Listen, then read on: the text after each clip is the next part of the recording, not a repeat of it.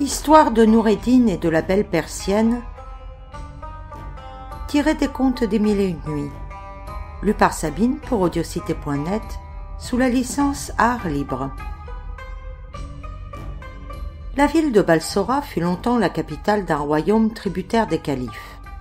Le roi qui le gouvernait du temps du calife Haroun al-Rachid s'appelait Zinebi, et l'un et l'autre étaient cousins, fils de deux frères.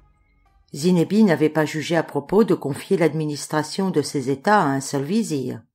Il en avait choisi deux, Khacan et Saouy. Khacan était doux, prévenant, libéral, et se faisait un plaisir d'obliger ceux qui avaient affaire à lui, en tout ce qui dépendait de son pouvoir, sans porter préjudice à la justice qu'il était obligé de rendre. Il n'y avait aussi personne à la cour de Balsora, ni dans la ville, ni dans tout le royaume, qui ne le respectât et ne publia les louanges qu'il méritait. Saouy était d'un tout autre caractère. Il était toujours chagrin, et il rebutait également tout le monde, sans distinction de rang ou de qualité. Avec cela, bien loin de se faire un mérite des grandes richesses qu'il possédait, il était d'une avarice achevée, jusqu'à se refuser à lui-même les choses nécessaires. Personne ne pouvait le souffrir, et jamais on n'avait entendu dire de lui que du mal. Ce qui le rendait plus haïssable, c'était la grande aversion qu'il avait pour Khacan, et qu'en interprétant en mal tout le bien que faisait ce digne ministre, il ne cessait de lui rendre de mauvais offices auprès du roi. Un jour, après le conseil, le roi de Balsora se délassait l'esprit et s'entretenait avec ses deux vizirs et plusieurs autres membres du conseil. La conversation tomba sur les femmes esclaves que l'on achète et que l'on tient parmi nous à peu près au même rang que les femmes que l'on a en mariage légitime. Quelques-uns prétendaient qu'il suffisait qu'une esclave que l'on achetait fût plus belle et bien faite pour se consoler des femmes que l'on est obligé de prendre par alliance ou par intérêt de famille, qui n'ont pas toujours une grande beauté, ni les autres perfections du corps en partage. Les autres soutenaient, et Khacan était de ce sentiment, que la beauté et toutes les belles qualités du corps n'étaient pas les seules choses que l'on devait rechercher dans une esclave, mais qu'il fallait qu'elles fussent accompagnées de beaucoup d'esprit, de sagesse, de modestie, d'agrément, et, s'il se pouvait, de plusieurs belles connaissances. La raison qu'ils en apportaient est, disaient-ils, que rien ne convient davantage à des personnes qui ont de grandes affaires à administrer qu'après avoir passé toute la journée dans une occupation si pénible, de trouver, en se retirant en leur particulier, une compagne dont l'entretien était également utile, agréable et divertissant. Car enfin, ajoutait-il, c'est ne pas différer des bêtes que d'avoir une esclave pour la voir simplement, et contenter une passion que nous avons commune avec elle. Le roi se rangea du parti des derniers et le fit connaître en ordonnant à Khacan de lui acheter une esclave qui fût parfaite en beauté, qui eût toutes les belles qualités que l'on venait de dire, et, sur toute chose, qui fût très savante. Saouy, jaloux de l'honneur que le roi faisait à Khacan et qui avait été de l'avis contraire. « Sire, reprit-il, il sera bien difficile de trouver une esclave aussi accomplie que votre majesté la demande. Si on la trouve, ce que j'ai de la peine à croire, elle l'aura à bon marché si elle ne lui coûte que 10 000 pièces d'or. »« Saouy, répartit le roi, vous trouvez apparemment que la somme est trop grosse ? Elle peut l'être pour vous, mais elle ne l'est pas pour moi. » En même temps, le roi ordonna à son grand trésorier, qui était présent, d'envoyer les 10 000 pièces d'or chez Khacan. Dès que Khacan fut de retour chez lui, il fit appeler tous les courtiers qui se mêlaient de la vente des femmes et des filles esclaves, et les chargea, dès qu'ils auraient trouvé une esclave telle qu'il la leur dépeignit, de venir lui en donner avis. Les courtiers, autant pour obliger le vizir Khacan que pour leur intérêt particulier, lui promirent de mettre tous les soins à en découvrir une selon qu'il la souhaitait. Il ne se passait guère de jours qu'on ne lui en amenât quelqu'une, mais il y trouvait toujours quelque défaut. Un jour, de grand matin, que Khacan allait au palais du roi, un courtier se présenta à l'étrier de son cheval avec grand empressement, et lui annonça qu'un marchand de Perse, arrivé le jour de devant fort tard, avait une esclave à vendre d'une beauté achevée, au-dessus de toutes celles qu'il pouvait avoir vues.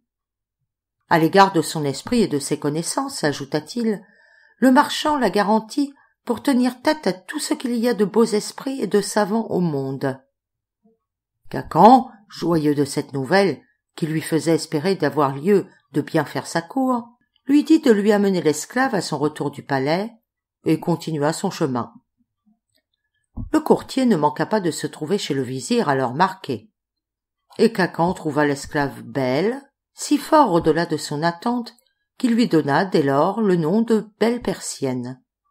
Comme il avait infiniment d'esprit et qu'il était très savant, il eut bientôt connu par l'entretien qu'il eut avec elle qu'il chercherait inutilement une autre esclave qui la surpassât en aucune des qualités que le roi demandait. Il demanda au courtier à quel prix le marchand de Perse l'avait mise. « Seigneur, répondit le courtier, c'est un homme qui n'a qu'une parole. Il proteste qu'il ne peut la donner au dernier mot à moins de 10 000 pièces d'or. Il m'a même juré que sans compter ses soins, ses peines et le temps qu'il y a qu'il l'élève, il a fait à peu près la même dépense pour elle, tant en maître pour les exercices du corps et pour l'instruire et lui former l'esprit, qu'en habits et en nourriture. Comme il la jugea digne d'un roi dès qu'il l'eut achetée dans sa première enfance, il n'a rien épargné de tout ce qui pouvait contribuer à la faire arriver à ce haut rang. Elle joue de toutes sortes d'instruments, elle chante, elle danse, elle écrit mieux que les écrivains les plus habiles. Elle fait des vers. Il n'y a pas de livre enfin qu'elle n'ait lu. On n'a pas entendu dire que jamais esclave ait su autant de choses qu'elle en sait. Le vizir Khacan, qui connaissait le mérite de la belle persienne beaucoup mieux que le courtier, qui n'en parlait que sur ce que le marchand lui en avait appris, n'en voulut pas remettre le marché à un autre temps. Il envoya chercher le marchand par un de ses gens, où le courtier enseigna qu'on le trouverait. Quand le marchand de Perse fut arrivé, « Ce n'est pas pour moi que je veux acheter votre esclave, lui dit le vizir Khacan, c'est pour le roi. Mais il faut que vous la lui vendiez à un meilleur prix que celui que vous y avez mis. »« Seigneur, répondit le marchand, je me ferais un grand honneur d'en faire présent à sa majesté, s'il appartenait à un marchand comme moi d'en faire de cette conséquence. Je ne demande proprement que l'argent que j'ai déboursé pour la former et la rendre comme elle est. Ce que je puis dire, c'est que sa majesté aura fait une acquisition dont elle sera très contente. » Le vizir Khacan ne voulut pas marchander, il fit compter la somme au marchand, et le marchand, avant de se retirer, « Seigneur, dit-il au vizir, puisque l'esclave est destinée pour le roi, vous voudrez bien que j'aie l'honneur de vous dire qu'elle est extrêmement fatiguée du long voyage que je lui ai fait faire pour la mener ici. Quoique ce soit une beauté qui n'a point de pareille, ce sera néanmoins tout autre chose si vous la gardez chez vous seulement une quinzaine de jours, et que vous donniez un peu de vos soins pour la faire bien traiter. Ce temps-là passé, lorsque vous la présenterez au roi, elle vous fera un honneur et un mérite dont j'espère que vous me saurez quelque gré. Vous voyez même que le soleil lui a un peu gâté le teint, mais dès qu'elle aura été au bain 2 ou 3 fois, et que vous l'aurez fait habiller de la manière que vous le jugerez à propos, elle sera si fort changée que vous la trouverez infiniment plus belle. » Khacan prit le conseil du marchand en bonne part et résolut de le suivre. Il donna à la belle persienne un appartement en particulier, près celui de sa femme, qu'il pria de la faire manger avec elle et de la regarder comme une dame qui appartenait au roi. Il la pria aussi de lui faire plusieurs habits, les plus magnifiques qu'il serait possible, et qui lui conviendraient le mieux. Avant de quitter la belle persienne, « Votre bonheur, lui dit-il, ne peut être plus grand que celui que je viens de vous procurer. Jugez-en vous-même. C'est pour le roi que je vous ai acheté, et j'espère qu'il sera beaucoup plus satisfait de vous posséder que je ne le suis de m'être acquitté de la commission dont il m'avait chargé. Aussi, je suis bien aise de vous avertir que j'ai un fils qui ne manque pas d'esprit, mais jeune, folâtre et entreprenant, et de vous bien garder de lui lorsqu'il s'approchera de vous. » La belle persienne le remercia de cet avis, et après qu'elle l'eut bien assuré qu'elle en profiterait, il se retira. Noureddin, c'est ainsi que se nommait le fils du vizir Khacan, entrait librement dans l'appartement de sa mère avec qui il avait coutume de prendre ses repas. Il était très bien fait de sa personne, jeune, agréable et hardi. Et comme il avait infiniment d'esprit et qu'il s'exprimait avec facilité, il avait un don particulier de persuader tout ce qu'il voulait. Il vit la belle persienne, et dès leur première entrevue, quoiqu'il eût appris que son père l'avait achetée pour le roi, et que son père le lui eût déclaré lui-même, il ne se fit pas néanmoins violence pour s'empêcher de l'aimer. Il se laissa entraîner par les charmes dont il fut frappé d'abord, et l'entretien qu'il eut avec elle lui fit prendre la résolution d'employer toutes sortes de moyens pour l'enlever au roi. De son côté, la belle persienne trouva Noureddin très aimable. « Le vizir me fait un grand honneur, dit-elle en elle-même, de m'avoir acheté pour me donner au roi de Balsora. Je m'estimerais très heureuse quand il se contenterait de ne me donner qu'à son fils. » Noureddin fut très assidu à profiter de l'avantage qu'il avait de voir une beauté dont il était si amoureux, de s'entretenir, de rire et de badiner avec elle. Jamais il ne la quittait que sa mère ne l'y eût contraint. « Mon fils, disait-elle, il n'est pas bien séant à un jeune homme comme vous de demeurer toujours dans l'appartement des femmes.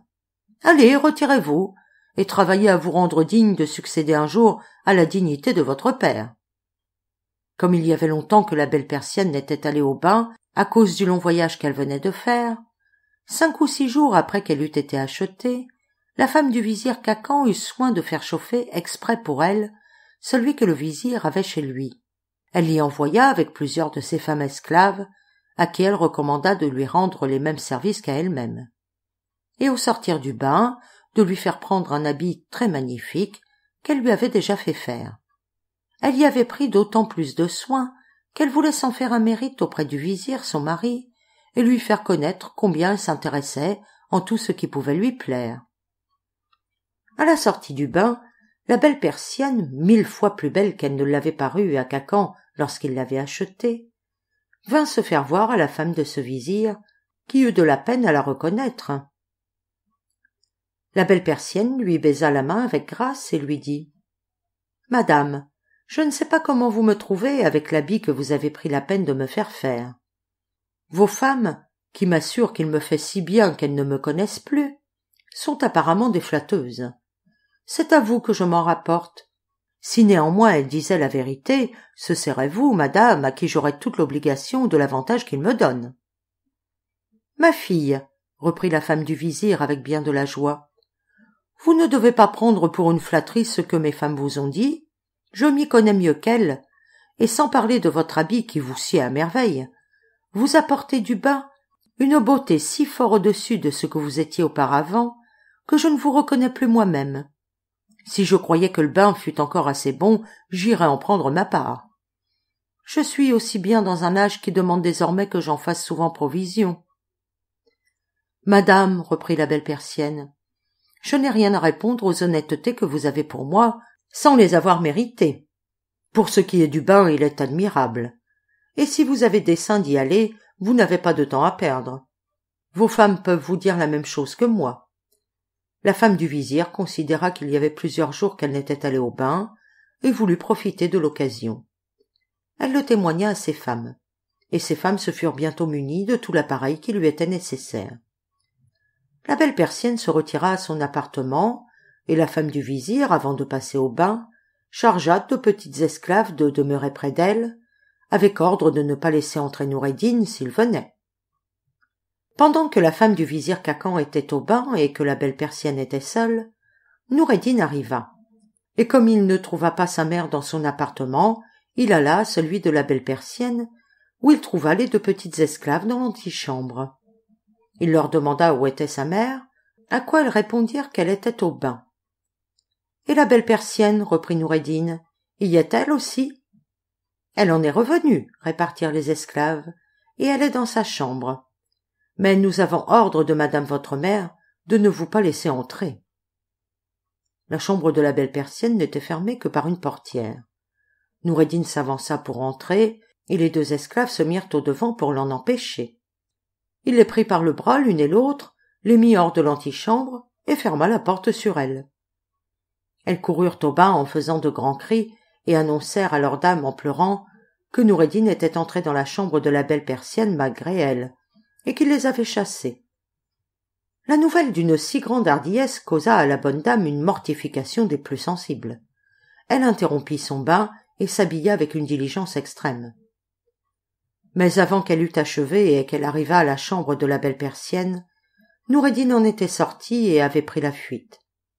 La belle persienne fut extrêmement étonnée de voir entrer la femme du vizir, tout en pleurs, et comme une femme qui ne se possédait plus. « Madame, lui dit-elle, oserais-je vous demander d'où vient que vous êtes si affligée? Quelle disgrâce vous est arrivée au bain pour vous avoir obligée d'en sortir si tôt? »« Quoi ?» s'écria la femme du vizir. « Vous me faites cette demande d'un esprit tranquille, après que mon fils Noureddin est entré dans votre chambre et qu'il est demeuré seul avec vous? Pouvait-il nous arriver un plus grand malheur à lui et à moi? »« De grâce, madame, répartit la belle persienne. Quel malheur peut-il y avoir pour vous et pour Noureddin de ce que Noureddin a fait? »« Comment ?» répliqua la femme du vizir. « Mon mari ne vous a-t-il pas dit qu'il vous a acheté pour le roi? Et ne vous avait-il pas averti de prendre garde que Noureddin n'approchât de vous? »« Je ne l'ai pas oublié, madame, reprit encore la belle persienne. Mais Noureddin m'est venu dire que le vizir son père avait changé de sentiment, et qu'au lieu de me réserver pour le roi, comme il en avait eu l'intention, il lui avait fait présent de ma personne. Je l'ai cru, madame, et, esclave comme je suis, accoutumée aux lois de l'esclavage dès ma plus grande jeunesse, vous jugez bien que je n'ai pu, et que je n'ai pas dû, m'opposer à sa volonté. J'ajouterais même que je l'ai fait avec d'autant moins de répugnance que j'avais conçu une forte inclination pour lui, par la liberté que nous avons eue de nous voir. Je perds sans regret l'espérance d'appartenir au roi, et je m'estimerais très heureuse de passer toute ma vie avec Noureddin. » À ce discours de la belle persienne. « Plût à Dieu, dit la femme du vizir, que ce que vous me dites fût vrai, j'en aurais bien de la joie. Mais croyez-moi, Noureddin est un imposteur, il vous a trompé, et il n'est pas possible que son père lui ait fait le présent qu'il vous a dit. Qu'il est malheureux, et que je suis malheureuse. Et que son père l'aide davantage par les suites fâcheuses qu'il doit craindre, et que nous devons craindre avec lui. Mes pleurs ni mes prières ne sont pas capables de le fléchir, ni d'obtenir son pardon. Son père va le sacrifier à son juste ressentiment dès qu'il sera informé de la violence qu'il vous a faite. » En achevant ces paroles, elle pleura amèrement, et ses esclaves, qui ne craignaient pas moins qu'elle pour la vie de Noureddin, suivirent son exemple. Le vizir Khacan arriva quelques moments après, et fut dans un grand étonnement de voir sa femme et les esclaves en pleurs, et la belle persienne fort triste. Il en demanda la cause. Et sa femme et les esclaves augmentèrent leurs cris et leurs larmes au lieu de lui répondre. Leur silence l'étonna davantage. Et, en s'adressant à sa femme, « Je veux absolument, lui dit-il, que vous me déclariez ce que vous avez à pleurer et que vous me disiez la vérité. » La dame, désolée, ne put se dispenser de satisfaire son mari. « Promettez-moi donc, Seigneur, reprit-elle, que vous ne me voudrez point de mal de ce que je vous dirai. Je vous assure d'abord qu'il n'y a pas de ma faute. » Sans attendre sa réponse. « Pendant que j'étais au bain avec mes femmes, poursuivit-elle, votre fils est venu et a pris ce malheureux temps pour faire accroire à la belle persienne que vous ne vouliez plus la donner au roi et que vous lui en aviez fait un présent. Je ne vous dis pas ce qu'il a fait après une fausseté si insigne, je vous le laisse à juger vous-même. Voilà le sujet de mon affliction pour l'amour de vous et pour l'amour de lui, pour qui je n'ai pas la confiance d'implorer votre clémence. » Il n'est pas possible d'exprimer quelle fut la mortification du vizir Khacan quand il eut entendu le récit de l'insolence de son fils Noureddin. « Ah !» s'écria-t-il en se frappant cruellement, en se mordant les mains et en s'arrachant la barbe. « C'est donc un si malheureux fils indigne de voir le jour, que tu jettes ton père dans le précipice du plus haut degré de son bonheur, que tu te perds toi-même avec lui. Le roi ne se contentera pas de ton sang ni du mien pour se venger de cette offense qui attaque sa personne même. » Sa femme voulut tâcher de le consoler.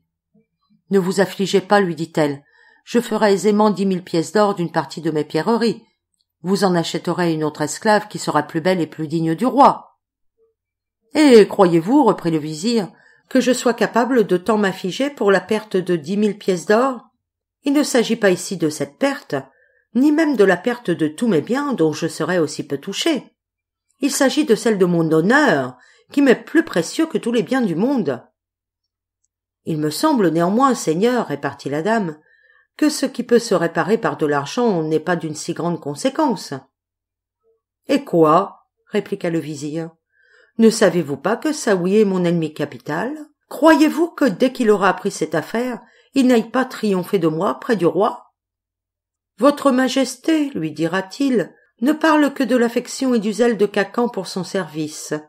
Il vient de faire voir cependant combien il est peu digne d'une si grande considération. Il a reçu 10 000 d'or pour lui acheter une esclave. Il s'est véritablement acquitté d'une commission si honorable. Et jamais personne n'a vu une si belle esclave. Mais, au lieu de la mener à votre Majesté, il a jugé plus à propos d'en faire un présent à son fils. Mon fils, lui a-t-il dit, prenez cette esclave, c'est pour vous la méritez mieux que le roi. Son fils, continuera-t-il avec sa malice ordinaire, l'a prise et il se divertit tous les jours avec elle. La chose est comme j'ai l'honneur de l'assurer à votre Majesté, et votre Majesté peut s'en éclaircir par elle-même. Ne voyez-vous pas, ajouta le vizir, que sur un tel discours les gens du roi peuvent venir forcer ma maison à tout moment et enlever l'esclave? J'y ajoute tous les autres malheurs inévitables qui suivront. Seigneur, répondit la dame à ce discours du vizir son mari, j'avoue que la méchanceté de Saouy est des plus grandes, et qu'il est capable de donner à la chose le tourmalin que vous venez de dire, s'il en avait la moindre connaissance. Mais peut-il savoir, ni lui ni personne, ce qui se passe dans l'intérieur de votre maison? Quand on le soupçonnerait et que le roi vous en parlerait, vous ne pouvez pas dire qu'après avoir bien examiné l'esclave, vous ne l'avez pas trouvée aussi digne de sa majesté qu'elle vous l'avait paru d'abord, que le marchand vous a trompé, qu'elle est à la vérité d'une beauté incomparable, mais qu'il s'en faut beaucoup qu'elle ait autant d'esprit et qu'elle soit aussi habile qu'on vous l'avait vantée. Le roi vous en croira sur votre parole, et Saouy aura la confusion d'avoir si peu réussi dans son pernicieux dessein, que tant d'autres fois il a entrepris inutilement de vous détruire. Rassurez-vous donc, et si vous voulez me croire, envoyez chercher les courtiers, marquez-leur que vous n'êtes pas content de la belle persienne, et chargez-les de vous chercher une autre esclave. Comme ce conseil parut très raisonnable au vizir Khacan, il calma un peu ses esprits et il prit le parti de le suivre. Mais il ne diminua rien de sa colère contre son fils Noureddin. Noureddin ne parut point de toute la journée. Il n'osa même chercher un asile chez aucun des jeunes gens de son âge qu'il fréquentait ordinairement, de crainte que son père ne l'y fît chercher.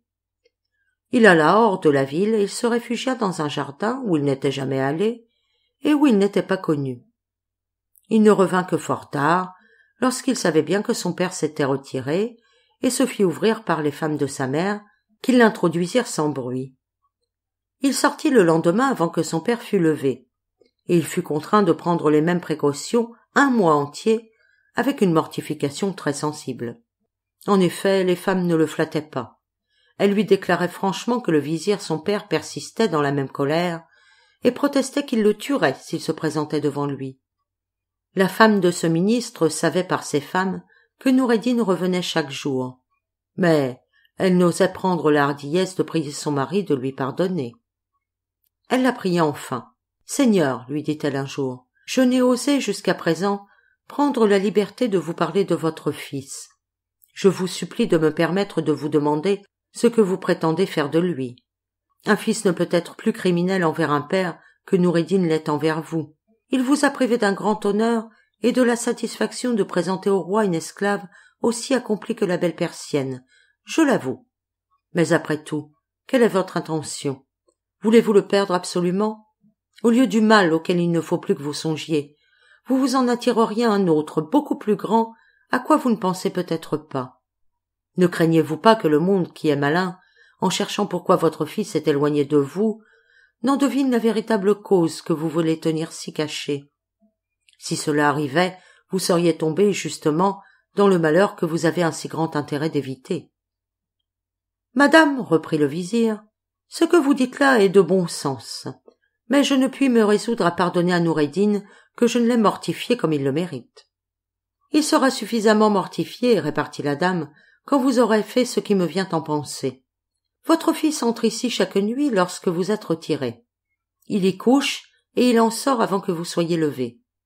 Attendez-le ce soir jusqu'à son arrivée et faites semblant de vouloir le tuer.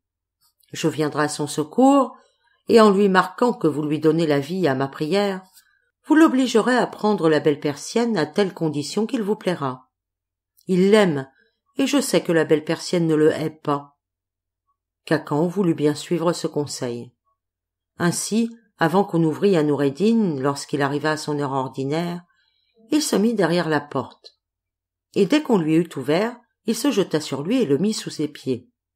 Noureddin tourna la tête et reconnut son père le poignard à la main, prêt à lui ôter la vie. La mère de Noureddin survint en ce moment, et en retenant le vizir par le bras. « Qu'allez-vous faire, seigneur » s'écria-t-elle. « Laissez-moi, » reprit le vizir, « que je le tue, ce fils indigne. »« Ah, seigneur, » reprit la mère, « tuez-moi plutôt moi-même. Je ne permettrai jamais que vous ensanglantiez vos mains dans votre propre sang. » Noureddin profita de ce moment. « Mon père, » s'écria-t-il les larmes aux yeux, « j'implore votre clémence et votre miséricorde. Accordez-moi le pardon que je vous demande au nom de celui de qui vous l'attendez au jour que nous paraîtrons tous devant lui. » Khacan se laissa arracher le poignard de la main, et dès qu'il l'eut lâché, Noureddin se jeta à ses pieds et les lui baisa pour marquer combien il se repentait de l'avoir offensé. « Noureddin, lui dit-il, remerciez votre mère. Je vous pardonne à sa considération. Je veux bien même vous donner la belle persienne, mais à condition que vous me promettrez, par serment, de ne la pas garder comme esclave, mais comme votre femme, c'est-à-dire que vous ne la vendrez, et même que vous ne la répudierez jamais. Comme elle est sage et qu'elle a de l'esprit et de la conduite infiniment plus que vous, je suis persuadé qu'elle modérera ses emportements de jeunesse qui sont capables de vous perdre. » Noureddin n'eût osé espérer d'être traité avec une si grande indulgence. Il remercia son père avec toute la reconnaissance imaginable et lui fit de très bon cœur le serment qu'il souhaitait. Ils furent très contents l'un de l'autre, et la belle persienne et lui, et le vizir, fut très satisfait de leur bonne union. Le vizir Khacan n'attendit pas que le roi lui parlât de la commission qu'il lui avait donnée.